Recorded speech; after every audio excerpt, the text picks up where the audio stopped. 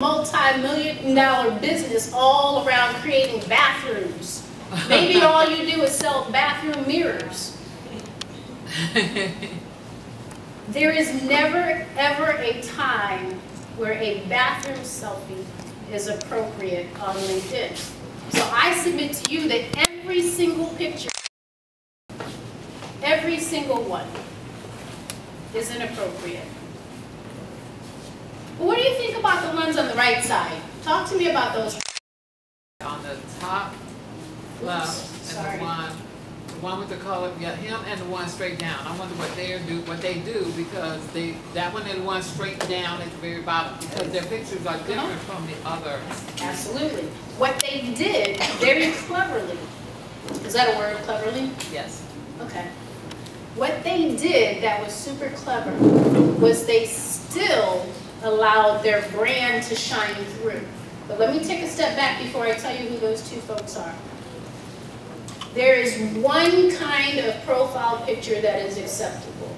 I want to make this very easy for you and break it down to the lowest common denominator. There is one kind of picture that is acceptable on LinkedIn, and that is a professional headshot. That's it. A professional headshot. So let me tell you about the two gentlemen. D.A. Abrams, that's his name, D.A. Abrams. D.A. is the Chief Diversity and Inclusion Officer for the USTA, the United States Tennis Association.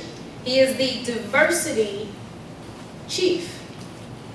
So in his branding, he has tennis balls of different colors, signifying diversity. How cool of an idea was that, right? That's branding at its best. All right. Now this fella. Yeah. You don't know Bootsy? I can't see that far. Ah, okay. So some of us are of a particular age. Bootsy Collins? Yes, ma'am.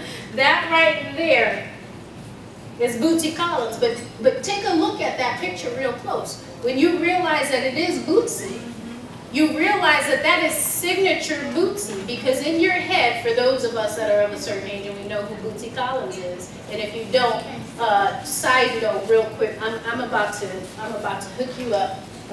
Your quality of life right now is about to change. Okay. Who here is on Periscope? How many of you? Some of you are on Periscope? Yeah. If you're on Periscope and you just want enjoyment in your day randomly on any given day, I want you to go follow George Clinton. Oh. I can see that. Watch that man Periscope every day. I'm telling you, it will improve the quality of your life. Dude is brilliant.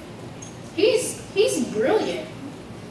But what you'll get from watching him is a glimpse into his entire life. So not just the music, he does scope his concerts, so we get to see him in concert for free. But what I love is that he shows us the conversations he's having with his business partners when they're all sitting on that tour bus and they're making millions from that tour bus having those conversations, and he exposes us to those conversations. And then halfway through a meeting, an actual business meeting, they all break out in song. It's just the coolest thing. But back to Bootsy. When you think about Bootsy, in your mind, you conjure up an image of some man who is loud, boisterous, and probably flamboyant. Would you say that that picture represents what? Yes. You're saying now that I can see who it is. Yep. Yeah, that's Bootsy. That's Bootsy all day. Okay. So they did an excellent job branding. So did this young lady. Oh, I keep hitting the wrong button. This is what happens when I don't use my phone clicker. I gotta remember that. This lady right here, the bottom right, she's holding a light bulb. She's an idea coach. That is her brand. She helps people take their ideas and turn them into a reality. She's an idea coach. So for her branding, for her professional headshot, she still has the overall visual brand. And so when people tell me that what they do for a living wouldn't make a good headshot, I always say bullshit. Okay, I don't care what you do for a living. A good photographer will have you ending up with a professional headshot that looks like one of those. Okay, so the magic question, you've seen 2 sets of profile pictures. Who are you actually going to do business with? Yeah, it's a no-brainer, right? And if we're judging people like that, after we just sat and looked at them for a while, imagine how the general public will judge you based on your picture alone, okay? And I would go so far as to tell you that first set of pictures gives all of us permission. It gives us, the general public, permission to never ever click on their profiles, ever. We will never reach out to those people. We will never do business with them. We will never call them. We won't take their call. Because it's a mindset thing. If you're crazy enough to put that on your LinkedIn profile, we are crazy enough not to ever do business with you. Okay, so that is one of the biggest mistakes, mistake number 4. So mistake number 3. Anytime you use the default setting in LinkedIn, what you're saying to the rest of us is, I'm just like everybody else. I will take the easiest route possible, and I will always default to the default. So I put no effort into standing out. That's the message that you give us. So let me define the headline, because some of you might not be familiar with that phrasing. I know that we talked about verbiage earlier today, verbiage on LinkedIn. So your headline on LinkedIn. Now I want you to visualize any page that you land on within LinkedIn, whether it's on the mobile device or on the desktop version. If you're just on a random page, there are 3 things that you will always see. You'll always see someone's name, you will always see their picture, and you will always see their headline. Okay, those 3 things are standard across almost every page on LinkedIn across the multiple versions that LinkedIn has.